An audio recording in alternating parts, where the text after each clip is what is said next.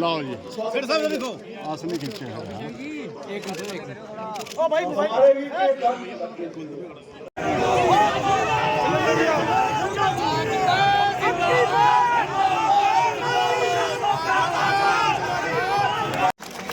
हमारे बीच में हमारे जम्मू कश्मीर यूटी के अध्यक्ष और एक जुझारू नेता जिनकी क्यादत में आज देखो कितना लाओ जल्दी गर्मी पड़ी है कैमरा लगेगा थोड़ा पीछे तस्वीर लगी हुई है क्यों ना कैमरा बदल नहीं हमारे बीच में जुगल को किशोर शर्मा जी जो प्रत्याशी है हमारे तीसरी बार जो है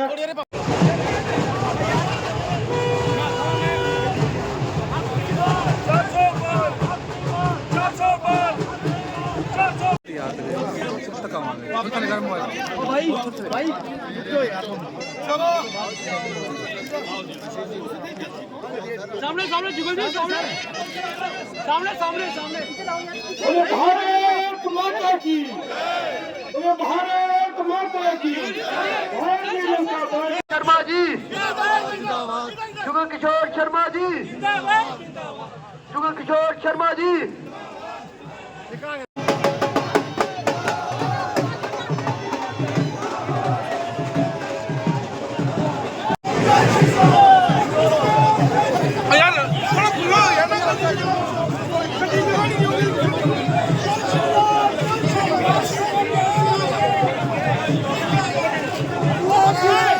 भारतीय जनता पार्टी जिंदाबाद।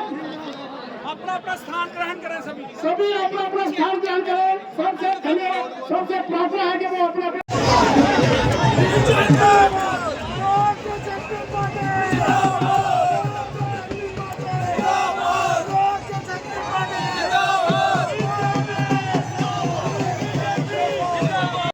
देखते हैं हमारे अध्यक्ष वो भी दुखी दुखी देकर सांबा जिला के हमारे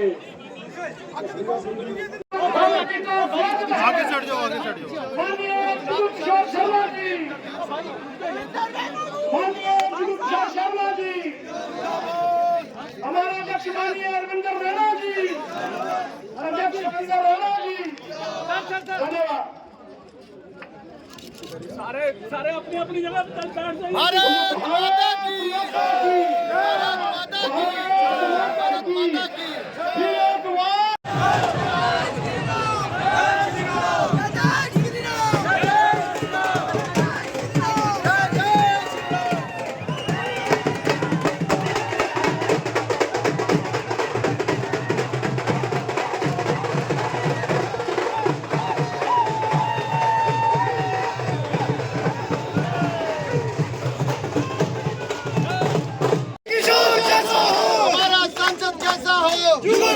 मोदी जुगल को जय श्री राम जय श्री राम जय श्री राम मोदी जुगल को जय श्री राम जय श्री राम जय श्री राम जो बोले सोनिहाल जो बोले सोनिहाल चलाने के लिए तीसरी बार मोदी को चुनो तो तीसरी बार जुगल किशोर को भी चुनो मेरे भाई और बहनों।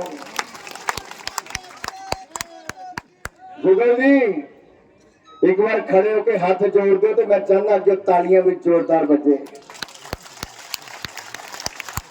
मेरे भाइयों देश में आजकल नारा चल रहा है अब की बार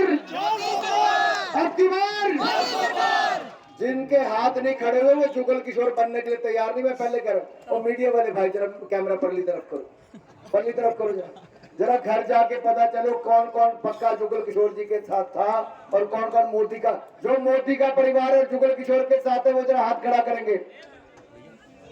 ये जनता पार्टी के मेंबर पार्लियामेंट और BJP Jammu Reasi parliament seat के उम्मीदवार और तीसरी बार मेंबर पार्लियामेंट प्रचंड बहुमत से जीतने जा रहे आदरणीय जुगल किशोर शर्मा साहब और मंचासी भारतीय जनता पार्टी के राष्ट्रीय सचिव डॉक्टर नरेंद्र सिंह जी, श्रीमान आशीष सूद जी, श्रीमान कविंदर गुप्ता जी, सुनील शर्मा जी, विवाद गुप्ता जी, डॉक्टर देवेंद्र मनियाल जी और मंचासी सभी भारतीय जनता पार्टी के ज्येष्ठ श्रेष्ठ कार्यकर्ता बंधु सम्मानित मंच, आए हुए हजारों की तादाद में जो जनसैलाब आज जम्मू की सरजमीन पर उमड़ कर आया है, ये जनसैलाब ये पैगाम दे रहा है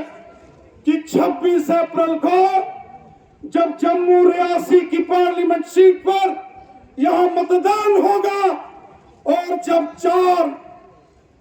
4 जून को जब इसकी मतगणना होगी, काउंटिंग होगी, तो वोटिंग मशीनों से सिर्फ कमल दे फुल गया फुल खिड़ने ने ये आज मैं आपको दिखाना है नजारा। मैं किन शब्दों से आपका धन्यवाद करूं? मैं कहना चाहता हूं कि देखिए, देश के प्रधानमंत्री नरेंद्र भाई मोदी जी के नेतृत्व में यह देश तेजी के साथ विकास की ओर आगे बढ़ रहा है। देश का मान सम्मान भी बढ़ा है,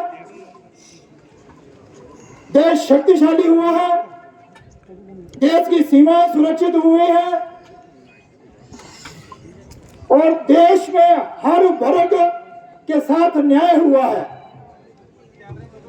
विशेष तौर पर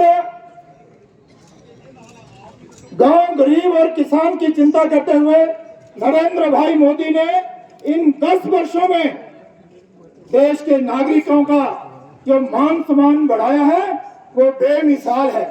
एक से बढ़कर एक योजना देश के नागरिकों के लिए उन्होंने समर्पित की और वो ऐतिहासिक और साहसिक फैसले ये वर्षों से लड़के पड़े थे। देश के प्रधानमंत्री जी के नेतृत्व में वो सारे समस्याओं का समाधान जो है वो अब जाकर हुआ है।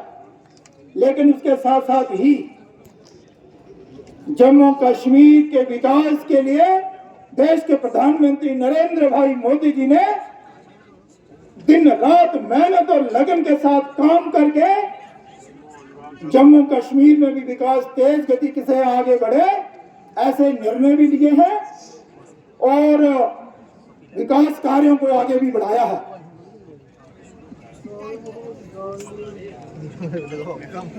मित्रों, मैं ज्यादा ना कहता हुआ जो जम्मू कश्मीर में हुआ है उससे आप सब अवगत हैं। बतौर सांसद आपने जो जिम्मेवारी मुझे दी थी, मैंने क्षेत्र में तो उसे निभाने का प्रयास किया ही, लेकिन आपकी आवाज बनकर संसद में भी जम्मू कश्मीर की समस्याओं का समाधान कराने के लिए आपकी आवाज को बुलंद किया। के लिए वोट मांगने के लिए तैयार है वो मेरे साथ बोले, भारत माता की, भारत माता की, भारत माता की, वंदे वंदे वंदे। सम्मानित मंच, उपस्थित सभी मेरे आदरणीय के भाई और बहनों और मीडिया से आए हुए मेरे प्रिय मित्रों, मुझे आज भी याद है सन 2011 में साल की शुरुआत हुई थी और 12 जनवरी को हमने तिरंगा यात्रा, राष्ट्रीय एकता यात्रा कलकत्ता से कश्मीर के लिए शुरू की थी, क्योंकि भारतीय जनता पार्टी इकलौती पार्टी एक ऐसी है जिसकी 3 पीढ़ियों ने जम्मू कश्मीर के लिए लड़ाई लड़ी है। डॉक्टर श्यामा प्रसाद मुखर्जी हो या उसके बाद नरेंद्र मोदी जी, मुरली मनोहर जोशी जी हो या जब मैं राष्ट्रीय अध्यक्ष युवा मोर्चा का था, हम सदा जम्मू कश्मीर के लिए लड़ाई लड़ते रहे। उस समय भी हम आए थे लाल चौक पर तिरंगा फहराने के लिए, लेकिन उस समय की सरकार ने देश के अपने ही हिस्से में तिरंगा झंडा फहराने का विरोध किया, हमें जेलों में डाल दिया, हमारे लोगों की हड्डियां तोड़ दी, लाखों युवाओं को सलाखों के पीछे डाल दिया। एक वो समय था जब तिरंगे का अपमान किया गया। आज समय वो आया है जब दुनिया में तिरंगे का मान सम्मान हो रहा है। मेरे भाइयों बहनों, भारत माता की। एक वो समय था जब लाल चौक पर तिरंगा झंडा फहराने से रोका फहराया जाता है। मेरे भाइयों बहनों, क्या बदलाव पिछले 10 सालों में? बदला यही है कि उस समय अलगाववाद था, उस समय आतंकवाद था, उस समय 3 परिवारों की राजनीति होती थी।